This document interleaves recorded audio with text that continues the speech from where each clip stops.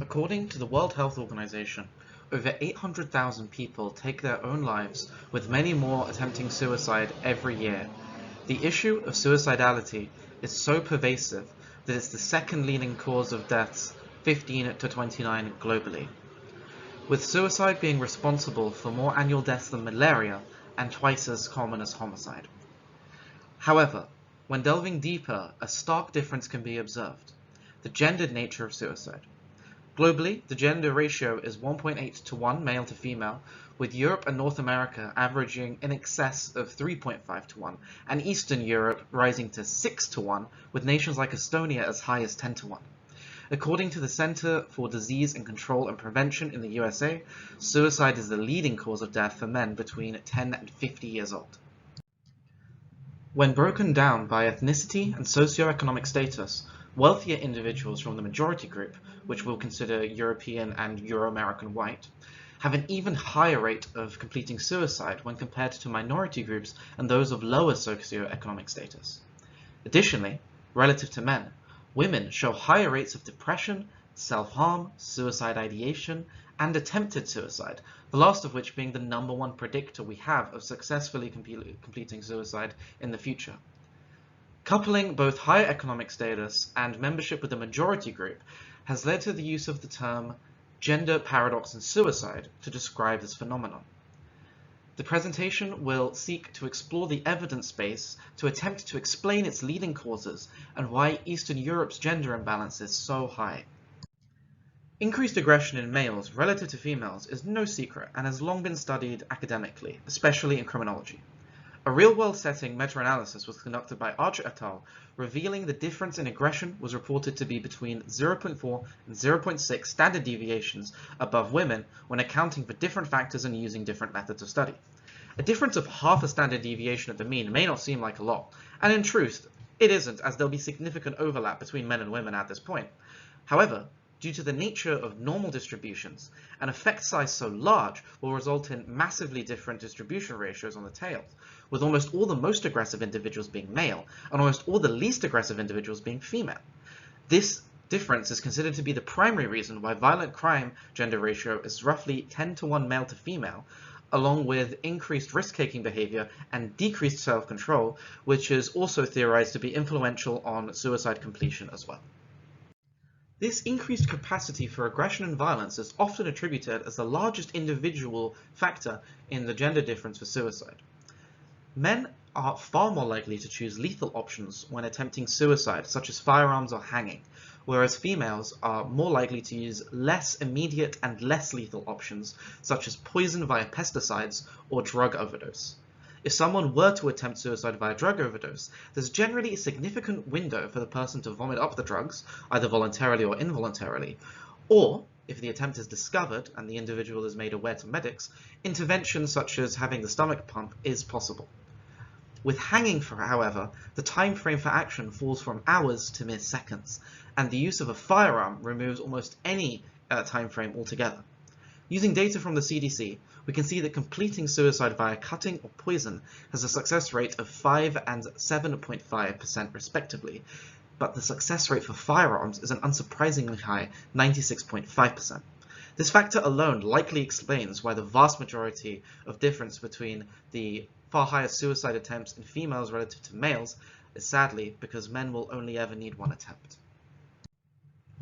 The USA's suicide gender ratio is not that much higher of Western Europe, sitting at 3.6 against 3.5 to 1.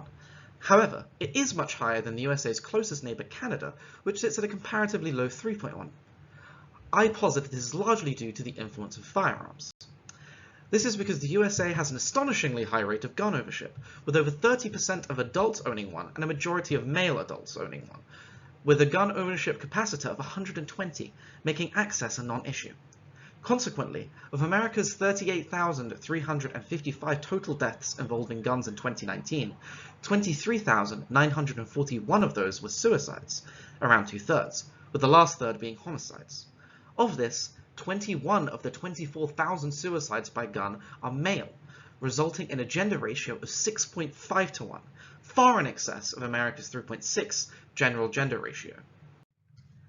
Not only this, But looking at the graph of firearm-assisted suicide states in high and low gun-owning states, we can see a massive relationship between firearm ownership and the number of suicides, with low gun-owning states having a far lower overall rate and thus a far lower suicide-gender ratio. Although this is a large factor in America, is it generalizable to Europe? Well, although gun ownership is generally high in the Balkans and Iceland, which have higher gender ratios than the rest of Europe, they seem to have little relation to the rest of Scandinavia, who also have high rates of gun ownership, yet the ratio sits at only about 2.5 to 1. Additionally, there are very low rates of gun ownership in Eastern Europe, whose suicide ratio ranges from 6 to 10 to 1. This makes gun ownership highly unlikely to be the largest contributing factor in the region. One possible explanation is the role of marriage as a protective factor against depression and suicide for men, but seemingly far less so for women. Cuthright and Stack's study of male suicide and marital difference showed a clear reduction of suicide in married men, with a higher rate of suicide in men who are never married, and a large increase in suicide and suicidality for divorced men. They state that the strongest reason for this is Durkheim's societal integration theory, as marriage strongly binds a man to his family and his community. It's argued that as women are already integrated into their family and the far wider community, they are more likely to seek out help and use their family and friend connections in the wake of divorce or widowhood when compared to men. In Paul and Aaron's Northern Ireland study, they agree with Cuthright and Stack's hypothesis, and find that although marriage does protect both men and women from suicide, it protects men far more.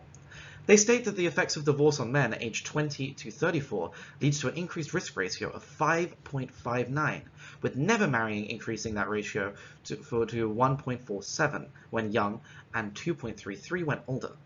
Never marrying was only a risk factor for young men compared to all men, for young women compared to all men, and widowhood only increased the risk of male suicide.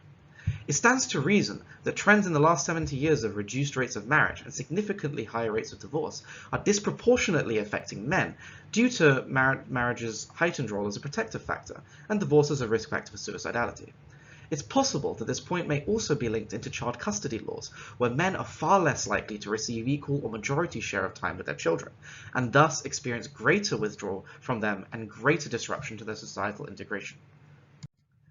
The aforementioned Durkheim is considered one of the founders of sociology, and his seminal text, The Suicide, and theories of societal integration and cohesion have found purchase among epidemiologists such as James Marshall in explaining why male suicide and community. Durkheim's social theory of cohesion in relation to suicide claims that those who are more individualist, in his time German Protestants when compared with Catholics and Jews, are more at risk of suicide, as well as divorced or single individuals relative to those who are married or in a sexual relationship. Subsequent research from the likes of Kleinman and Richard, Cook and Cisiak in the last decade have shown that although individual religious beliefs is a mild protective factor against a society, it seems that religiosity in conjunction with communality and attendance of religious services is as relevant as religious conviction.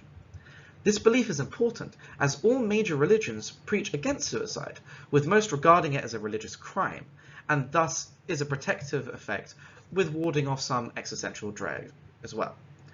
However, the communality aspect is important, as those who attend religious services are far more connected to their community, and thus experience more societal integration and less social fragmentation, as seen in the graph showing a protective factor of 2.84 for religious service attendance. This stands true in Western, historically Protestant countries such as the United States, Germany, and the United Kingdom, where observably the rates of suicide among wealthy, single, or separated white Protestant males are higher than that of any other group, with poor religious Catholic Latino women having the lowest rates of suicide in the USA.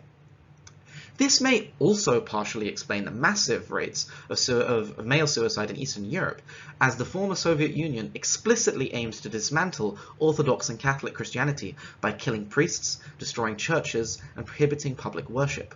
Although religiosity has somewhat bounced back, partly in many former Soviet nations, church attendance has not and remains far lower than pre-Soviet levels. This increased social fragmentation and reduced societal integration undoubtedly is a cause of increased suicide and gendered suicide. Spirits, particularly vodka, have a long and troubled use in Russia and the Soviet Union, as distillery rights were reserved for the royal family in the days of the Tsar as a form of state profit and control over the masses, as inebriated peasants are generally poor revolutionaries. This practice was abolished under Lenin's rise to power in an attempt to liberate the people from its influence, but was reinstated by Stalin, leaving a very uneasy relationship with alcohol in the East, which persists to this day. Jonas Landberg's 2008 attempt to analyze the effect of alcohol consumption and spirit versus non-spirit alcohol nations on suicidality are interesting, as he found that a 1 liter per capita increase in alcohol consumption had varying effects on suicide across Europe, with weak to non-significant results across the Mediterranean, but significantly higher increases in Scandinavia and Eastern Europe, ranging from between 10 and 15% increases. Jonas suggests there may be a much more dysfunctional alcohol culture in these nations. Additionally, he found an almost one correlation between alcohol consumption and suicidality in Russia and Belarus from 1970 to 2003. Furthermore, finding male suicide and alcohol use to have a far higher effect size in males when compared to females. This observation does fail in establishing any causal relationship, however, as the study lacks temporality, and the possibility of a mediating factor causing the change in both alcohol use and suicidality. For example, as can be seen in these two graphs, suicide and alcohol use both spike in Russia and Belarus from 1991 to 1993, which is the wake of the collapsing Soviet Union and the socio-economic instability it caused, which did affect men more, as the inability to provide is intrinsically linked with our concepts of masculinity and is thus more damaging to the psyche. With this in mind, there is no mistake that alcohol use is an increased risk factor for suicide, and more so than for males than females, and has a larger effect on Eastern European spirit nations over more Western European non-spirit nations. In conclusion, the reasons for the gender ratio imbalance are clearly multifaceted, with a difference in aggression being the most easily cross-culturally attributable causal factor. However, many more are certainly to play and seem to disproportionately affect Eastern European nations, which may go some way to explain why they have such a high gender ratio relative to the rest of the world. Issues such as the protective effect of marriage disproportionately affecting men, the increased rates of divorce and lack of marriage in recent decades, the reduction in religiosity and a communal religious experience, thus leading to societal isolation, and its issues around men and alcoholism certainly are also causal factors. Unfortunately, there wasn't much time to go into gender theories involving the role of toxic masculinity and male fragility, which state that men are only socially allowed to express two key emotions, that being lust and anger, which means that they are channeled into these sorts of outbursts and they are not trained, as it were, to more holistically develop their emotional rapport and experience emotions such as sadness. And indeed, for men, crying is considered to be emasculating. And this lack of the ability to appear vulnerable certainly may be a significant factor as to why men more often take their own lives, as indeed they do access mental health services far less commonly than women, meaning that the rates of reporting suicide attempts or self-harm are probably far lower, and indeed there probably is an overrepresentation with women. Unfortunately, I would have loved to be able to explain more in gender theory and go over these details, but alas, there was not enough time in the presentation. Perhaps another day.